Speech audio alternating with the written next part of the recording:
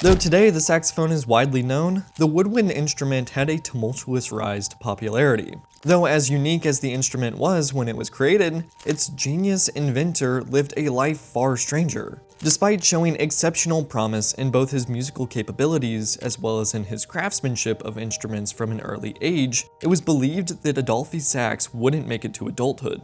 From infancy, he seemed to be in a constant struggle to continue living, prone to one accident after another, nearly dying more than 10 times before reaching adulthood. Yet even after reaching adulthood, able to show the world his beautiful instruments, his life wouldn't get any easier. This is the story of Adolphe Sax and his invention of the saxophone. And this is Learn Something New.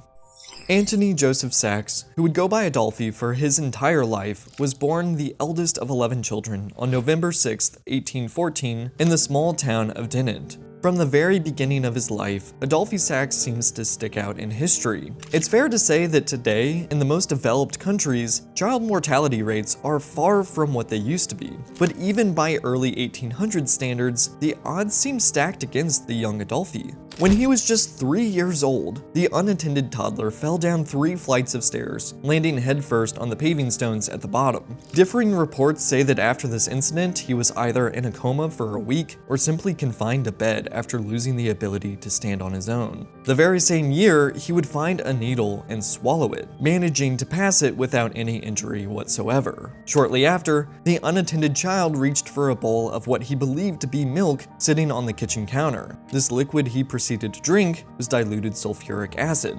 He recovered, both from this and a subsequent incident where he accidentally drank a concoction of white lead, copper oxide, and arsenic, and although this would be tragic on its own, before reaching adulthood, he would experience 3 other poisonings from exposure to his father's varnish, including after falling asleep in a room that was full of freshly stained furniture. In another case of luck when it came to a series of unfortunate events, he received numerous severe burns after falling onto a burning stove, but somehow managed to avoid any infection that was extremely common with burns at the time, though it would leave him permanently scarred. Later on, the clumsy Adolphe stumbled, falling out of a 3rd-story window, an incident that left his parents convinced he was dead, and yet, he managed a miraculous recovery.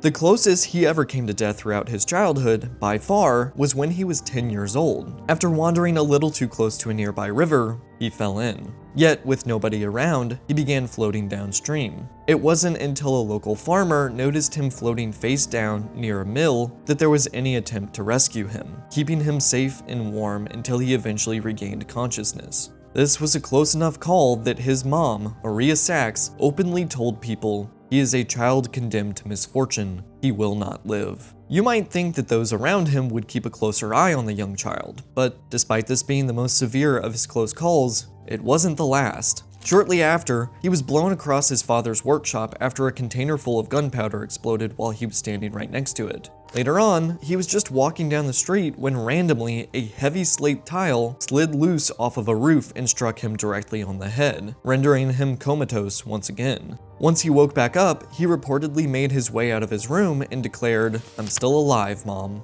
Upon leaving his home, he found that people had begun to take notice of his repeated accidents, with those in the community beginning to refer to him jokingly as the ghost child from Dinant. But even while recovering from his numerous injuries, the ghost child from Dinant kept busy. His father was a remarkably gifted carpenter, at one time having been hired by the ruling monarch of their region, William I of Orange, to make instruments for their military, as it was extremely common for the time for a son to follow in the trade of their father. From a very young age, Adolphe spent much of his time helping his father in their workshop, and he showed extremely early on that he had a deep understanding of brass and woodwind instruments, managing to create his very own clarinet at the age of 14, spending days boring and plugging different holes to try and improve its sound. By the age of 15, he'd taken it one step further, making a clarinet and 2 flutes out of ivory, something that was believed to be impossible at the time. By age 20, he was completely redesigning instruments like the bass clarinet and the trumpet with better sounds than their predecessors.